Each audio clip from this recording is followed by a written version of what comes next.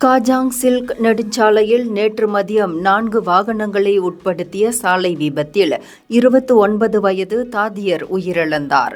இந்த விபத்து மதியம் 1 மணியளவில் நிகழ்ந்ததாகவும், இதில் motor cycle, 3 ton lorry, Perodua Bezza, Perodua Alza சம்பந்தப்பட்டதாக செப்பாங் மாவட்ட துணை போலீஸ் தலைவர் சூப்பரிண்டென்டென்ட் ஷான் கோபால் கிருஷ்ணன் தெரிவித்தார்.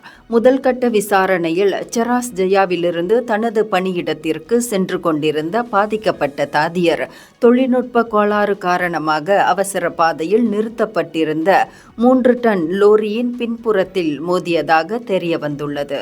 மோதலின் தாக்கம் காரணமாக அவர் சாலையின் வலதுபுறம் தூக்கி வீசப்பட்டு பெரோடுவா கார்களால் மோதப்பட்டார். மேலும் இந்த சம்பவம் 1987 சாலை போக்குவரத்து சட்டத்தின் கீழ் விசாரிக்கப்பட்டு வருவதாக அவர் கூறினார். இந்தியர்களின் இதய குரல் மக்களோசை.